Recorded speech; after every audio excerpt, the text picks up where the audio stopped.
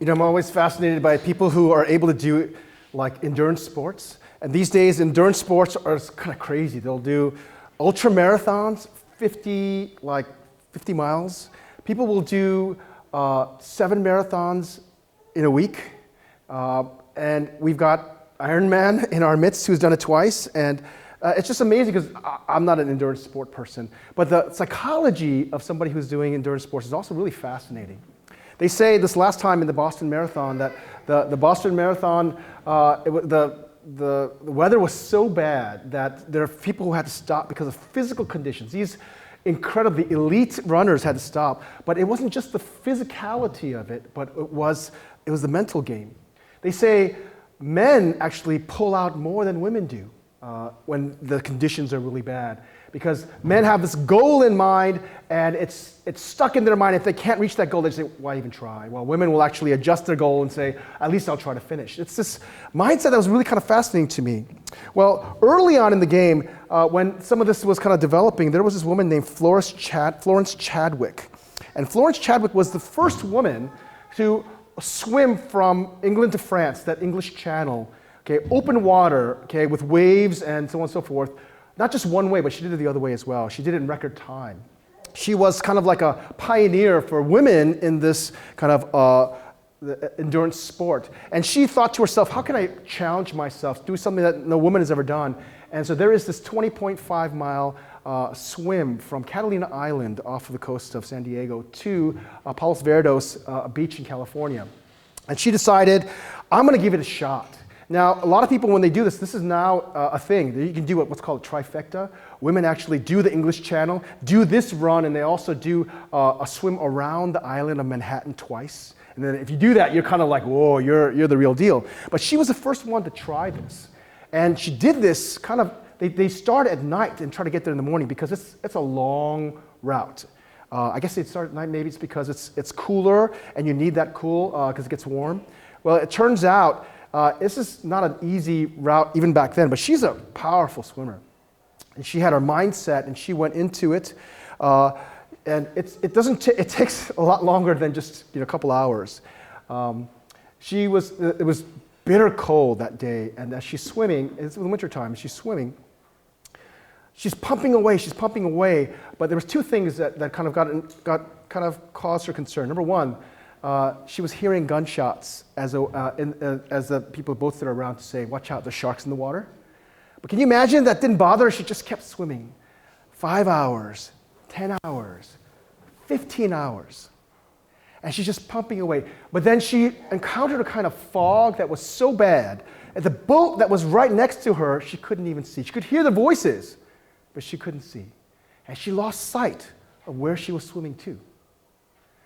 And they're telling her, you're almost there, 15 hours in, you're almost there. But she stopped. And later on, they debriefed, like, what happened? She could swim much longer, but she said, thinking to herself, reflecting, why didn't I make it? It's like, she thought to herself, if I could just see the shore, if I could have just seen the shore, I would have made it. But the fact that she couldn't see her landing spot, she couldn't see with her eyes where she was headed, when she would arrive, and what she was going toward, that just sucked her of not just motivation, but the energy to move forward.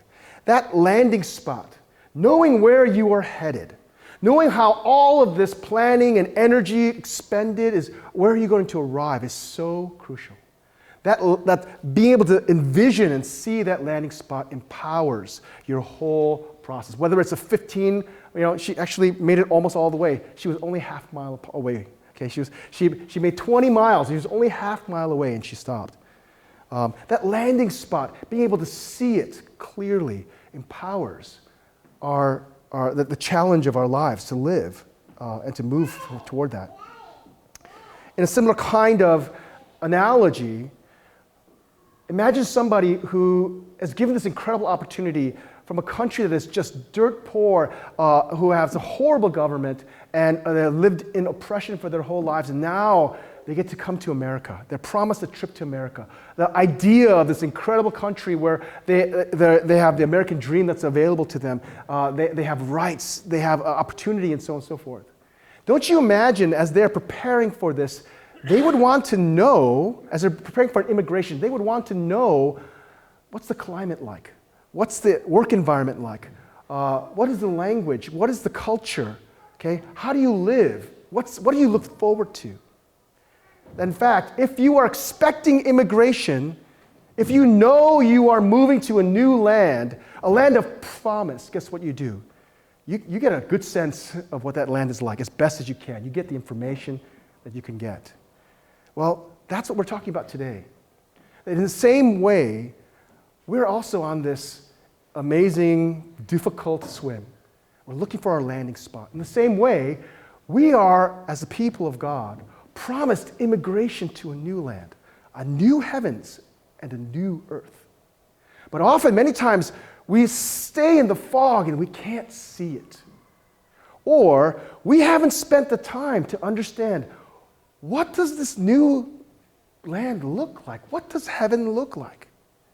We can kind of say, heaven's nice, pie in the sky when you die. But many of us haven't wrestled with or thought about, hey, this is what I'm expecting for. This is what I am living for. I am an immigrant waiting and preparing to live eternity in a new land. We are at the last stop in an 8-stop journey in the gospel and life.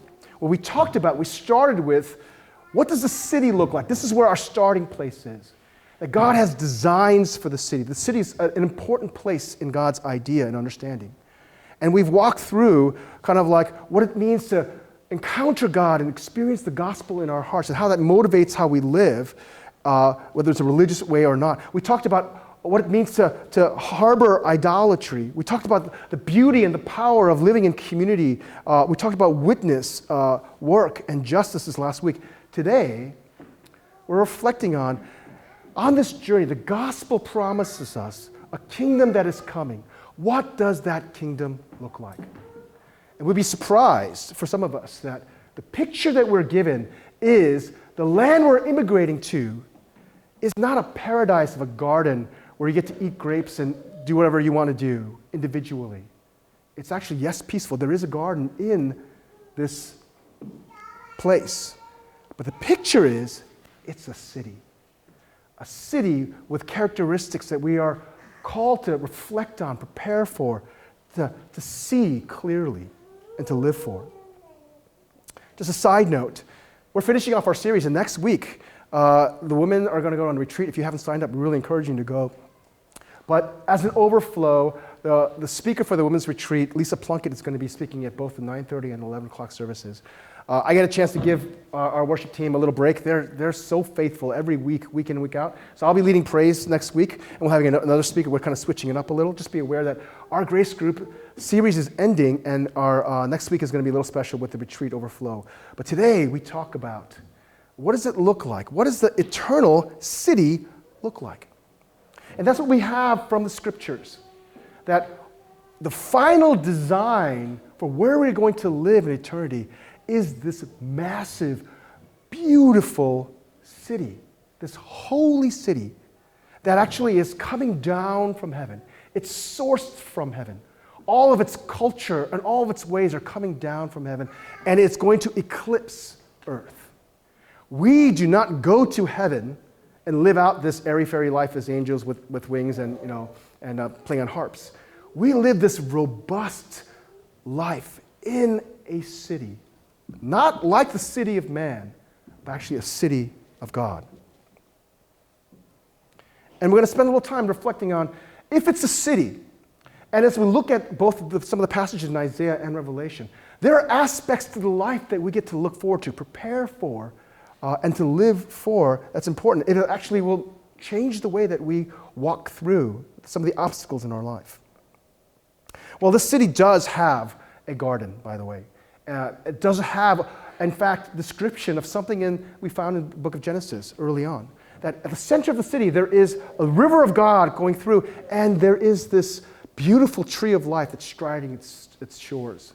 It's a reminder that, in fact, this city is a reflection of, or in fact, the fruition of what God had planned from the beginning. The tree of life was in the Garden of Eden. Adam was supposed to take care of it and to build this culture that is holy. But Adam failed because of his sin and rebellion. But Christ, the second Adam, actually, when he does not fail, this is what God has really, from the beginning, planned for. A holy city, a city of life. Now, one of the things that we notice and we've heard before is that this city is not like the city of man. You know, when I first came to New York, and we were this hallowed place, and we're coming from Seattle, and my kids, we were walking through the streets of New York. The first thing they noticed was, man, this place stinks. There's garbage everywhere, and like their idea of a city was of loud people and just garbage, right? This city, however, is not a place of garbage or violence, a lot of noise and activity, but actually it's a city that is, as one scholar describes as, of extravagance. And this is the symbols that we kind of follow along in there. As you go to, there's 12 gates, and each of these gates are not just made of pearl-like material. Each of these gates are made of a single pearl. So back then, diamonds weren't the high point of, oh, this is really valuable and expensive. It was pearls. So you know the story of the pearl merchant? He knows the value and the power of pearls, and so he finds this incredible, beautiful one pearl that is so valuable. He sells every pearl, everything he has to get that one pearl. That's kind of like the high point of what is valuable and beautiful in that culture. Well, this gate is massive, and it's made out of one pearl. Can you imagine a pearl this big that you can drive a truck through, right? There's 12 of them, okay? The streets themselves, they're made of gold. Why are they describing this as a city where the gates are made of pearl and the streets are made of gold? It's a way of saying the things that we think are so valuable here, the highest of what's valuable and beautiful here, are just paving material. It's the lowest of what's there. If gold is the paving material, how much more beautiful, how much more pure, valuable are the rest of the aspects of the city? It is describing a city of incredible abundance, extravagance, and purity. Well, there are three things that we're going to highlight here that are echoed not only in the book of Revelation, but also in the passages in Isaiah about what the city looks like. Because if we get a grasp of what the city looks like, we can begin to connect the dots and connect of how we're living for a life in the city as we immigrate to it. Number one, this city is a city of transformed culture.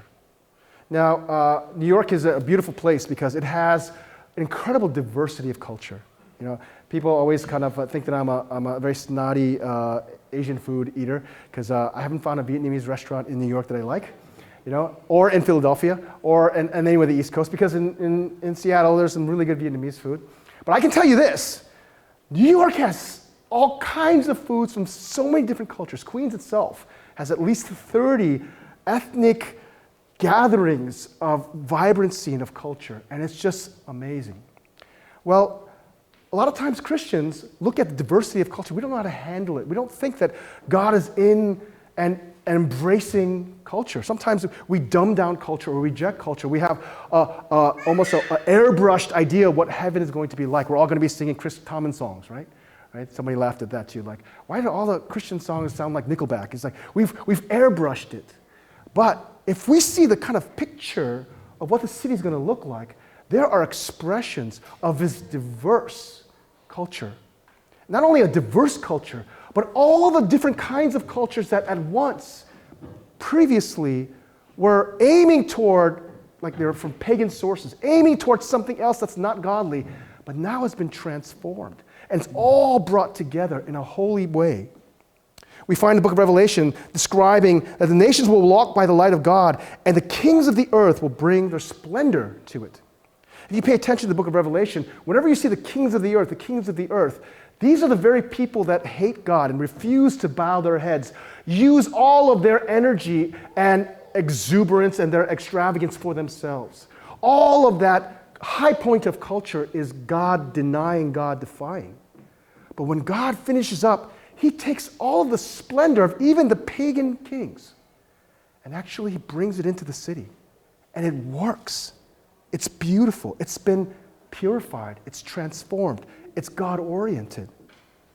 Nothing, not even the stuff that is turned toward ugly pursuits, is thrown away. The culture is embraced, but it's transformed. Isaiah chapter 60, verses 11 through 13 reads, "Your gates will always stand open. They will never be shut." This is not only describing so much safety, but also describing kind of merchanthood. People are coming in and out all the time, so that people may bring you the wealth of nations.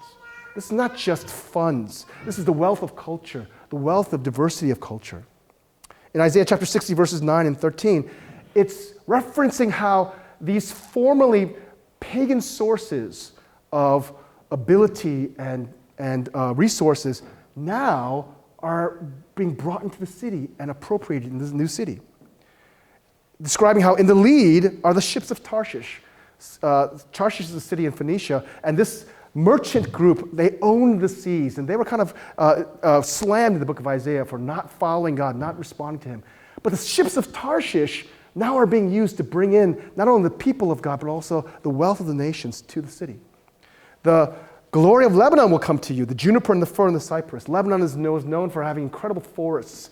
But Lebanon, as a people and as a nation, those were used, those raw materials were used against God. Now they're being incorporated in the city of God. What does that mean then? What does that mean? If God is so able to take even cultural aspects of life that were used to glorify and pursue other things, and now transform them, that means everything that we encounter, everything that we see, the development of culture, okay, is now something that's wrapped up in the city life. Can you imagine a city, because people come to New York from all around the world because it's happening. It's a place where fashion is developing. It's a place where there's music. There's a place where there's culture. There's one of our church members actually said there's a coffee con that's coming, right? It's brimming with life. It also has some seedier sides too, right? There's sex trafficking, there's all other things, but New York is a place where everybody feels alive. Can you imagine the city of God and what it's going to look like?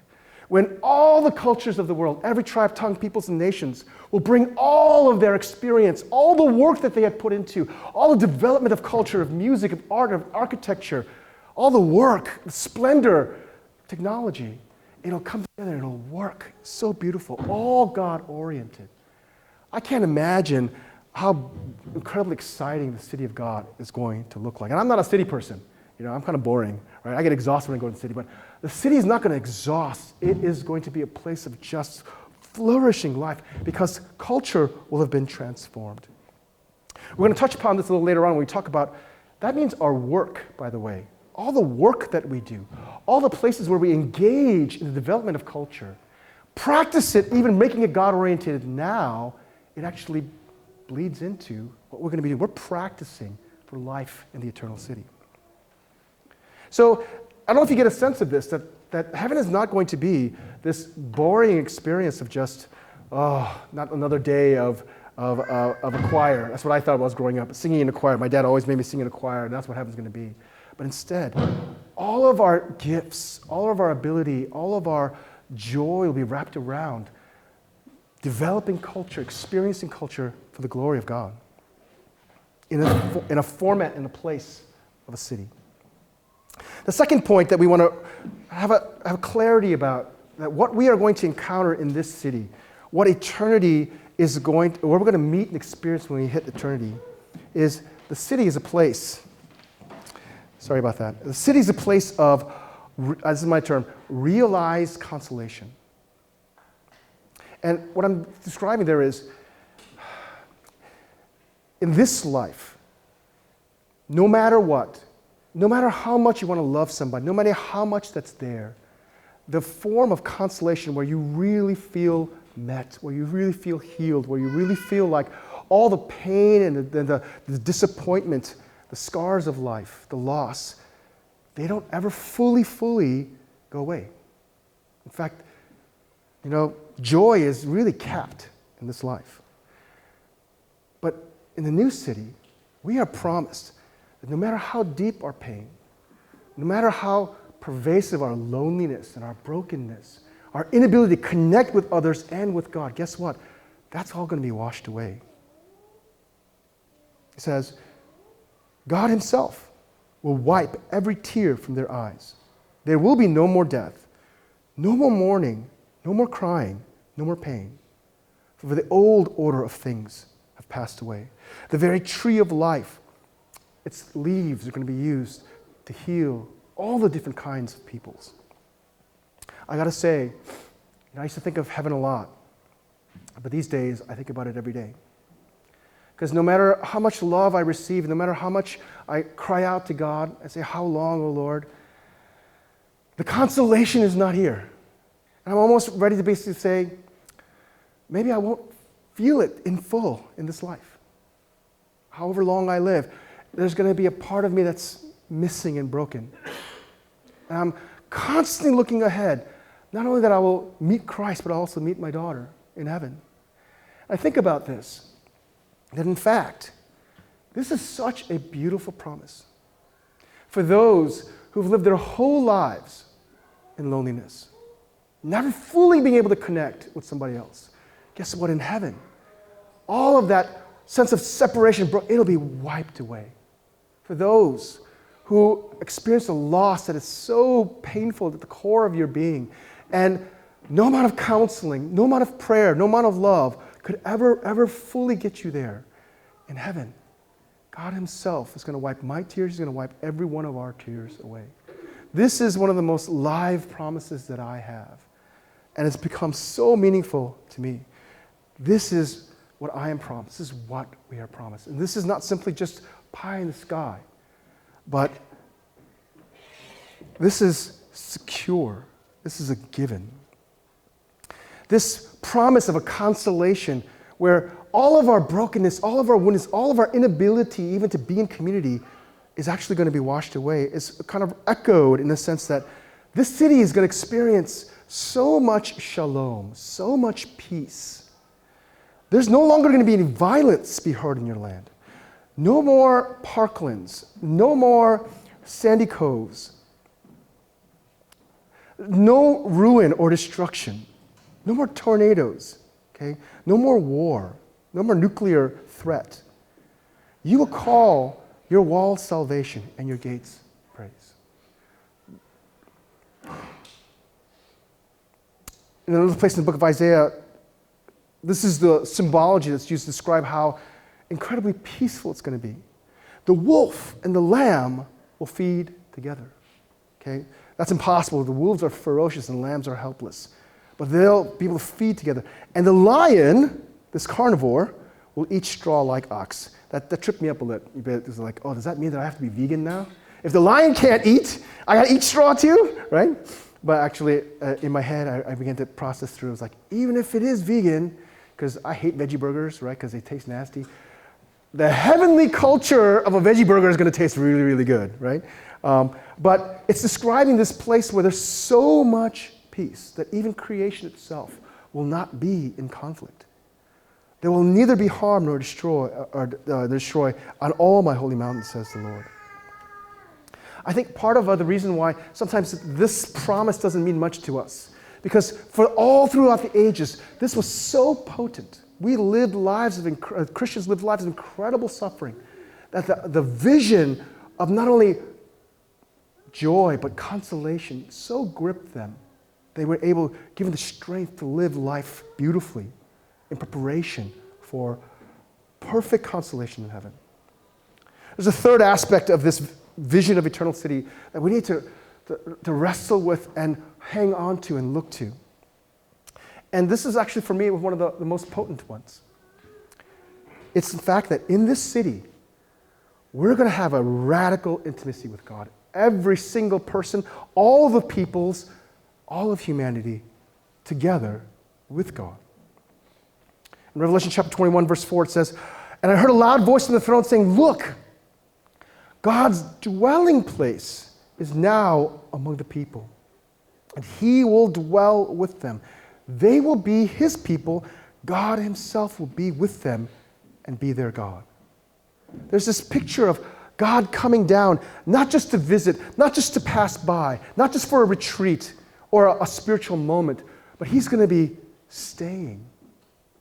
We're going to be living in his house. They use different descriptions of saying how intimate this relationship is going to be with God. It says, John, the one who's seeing this vision of the city, is saying, I do not see a temple in the city. Every city has a temple. That's the center place. The temple is the place where you meet God, where you feel God, where you live in response to God. But he says, I didn't see a temple in the city because the Lord Almighty and the Lamb itself, they are the temple. The whole city is a temple. By the way, this city is 15,000 miles long and wide and high. That means all the earth is a place where you have direct, constant, intimate access to God. The city does not need the sun or the moon to shine on it, for the glory of the Lord gives its light. You don't need to know, what am I supposed to do? How does God feel about me? What does my life matter? How do I live this way? God is right there. The sun, this is Isaiah chapter 60, the sun will no longer be the light by day, nor the brightness of the moon shine by. You don't need them.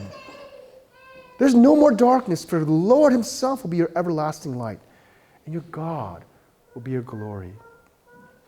A kind of intimacy is described in Isaiah 65 as saying, even before they call, God, I need you. Where are you? How do you feel about this? I don't understand this. Before they call, I will answer. While they are still speaking, I will hear. Can you imagine having a relationship with God like this? At the point where you want to talk to him, you want to be with him. The second you want to even turn your attention, already he's answering. That's describing profound intimacy.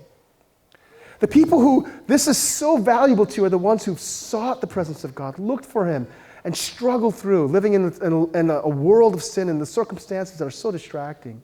And they realize God is so beautiful that when we are with him, communion with him, our lives are so full and made so right. The ones who hunger for God, they read this and it is so stirring. Even now, there are times, throughout the day, I'm just wrestling and I'm praying, God, where are you?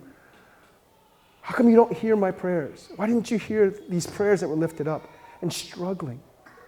And so this promise that's given to me that in the city of God, we're going to have this incredible intimacy with God is so empowering. I'm practicing to have this intimacy with him where I'm going to know him as I'm fully known. As Paul is talking about not just about love, but what's going to happen when love is finalized in the eternal city.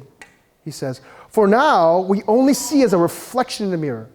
We got great mirrors now, like you can totally see really clearly of yourself. Back then, their mirrors were horrible. Like it's like jagged and you just barely kind of see some kind of, you can recognize yourself, but you can't see any fine detail. He's saying right now, we cannot see God. We can't even see ourselves clearly. But when God finishes his plan for this city and we're brought there, when we immigrate there, when Jesus comes again, we're going to see God face to face. Now we only know in part. Now we only grasp little parts and we hear rumors of how good he is. We only experience some points of revival and we're wondering, is that it? We know there's more. But he's saying, on that day and for eternity, I will know fully, even as I am fully known. It is an amazing promise. One that gives us strength when we're in the fog and we can't see our landing spot. One that prompts us to say, we're preparing for a new land. A land of extravagance, a land of transformed culture, a land of powerful consolation, full consolation, and a land where we're going to know God. How is this possible? We're reminded that this is the gospel. In order to open up this city, because the Garden of Eden was closed off by sin, God put an angel with a flaming sword to say, you can't come in here. You can't have access to the tree of life. If we did in the state of sin, we'd have been locked in that way forever. But in fact, who opened the presence of God? Who opened heaven to us? Jesus, in order to give us the tree of life, hung on the tree of death. And it's through him. He is the gateway. We get access, not only to the eternal city, but we get access, the glimpses, access to his presence even now.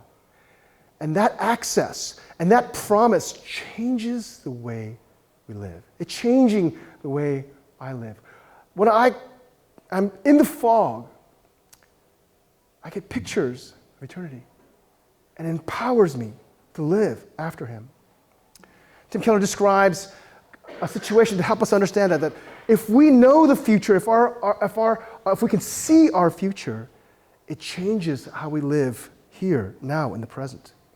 He describes a situation, where if you can imagine two women working on an assembly line. These days, we don't have people working on an assembly line much. It's all the robots who are doing all the work. But imagine two women on an assembly line, same age, same socioeconomic background, same relationship status, exactly the same. And they come to work every day, 8 hours a week, doing the same numbing, grinding work. There's only one difference between the two ladies, imagine. For the first lady, she's told, after a year of day after day putting the same mind-numbing work, you will receive $30,000 if you finish out the year. The first woman is told that. Okay. And can you imagine? It's like $30,000 is meaningful, but every day you'd be like, oh man, 6 months in, I guess I worked 6 months, but it's hard. It'll motivate you some, but maybe not that much. Can you imagine? The second woman is told, you have to do the same amount of work, 8 hours a day, every single day until a year. By the end of that year, you'll receive $30 million. Okay? That's going to change the way that woman works. Because she's going to be frustrated. She's going to be in the fog. It's like, oh, is this worth it? But then if she knows, wait a minute, $30 million, okay, 8 months from now, 7 months from now, that's guaranteed. It's banked. It's going to change the way she navigates every single day. That's why Paul can say, I consider that our present sufferings are not worth comparing to the glory that will be revealed in us. Paul has a vision of that city that is so captivating. He knows where he's going to land. He experiences all kinds of threat. He's been shipwrecked, left for dead. He's been basically stoned, murdered, and left for dead. And he faces all around enemies from without and from within the church. But his vision of this eternal city is so clear and so captivating. And he's able to say, compared to what I'm going through, so much worse than what I'm going through. He's saying it's nothing compared to the glory that will be revealed. I think one of the reasons why we get so exhausted, we get so wiped out, we get so confused, is because we lose sight. We're in the fog. We lose sight of what God is promising us. We think that all of the eternal city should be here and now. We were told that. We were told that. And we swallowed hook, line, and sinker. And when we don't find it, we encounter loss, tragedy, trauma, we wonder, God, we made this bargain with you. If we follow you, you'll give us this great life. And we forgot that, in fact, we might be in the fog now, but it's actually the eternal city is where we reap. That's when, as we live faithfully, as we live passionately for, that's when we'll see him face to face. All that he's promised will come to bear. It has always been that way. C.S. Lewis reminds us, if you aim at heaven, if you live for eternity, you will get earth thrown in. Life here, your work here will be meaningful. Your engagement and transformation of culture will be powerful and meaningful. Okay? Your relationship and your community development here and your relationship with God, as struggling sometimes as it is, you're seeking all of that in life here. Guess what? You get heaven and earth thrown in. However, if you aim just at earth, you will get neither. I want you to ask you to think about this. We're all immigrants. We have a place set out for us in our Father's house. Have you seen clearly what your landing spot's going to be? Have you thought through, as you're engaging your sufferings, the grind of life, what's motivating you? Have you taken him at his word? when you've encountered these kinds of traumas? Or are you stuck living for earth here now? I want to remind you, we're immigrants. We've been promised a place in the eternal city. That's got to motivate us. I have you call us to prayer now.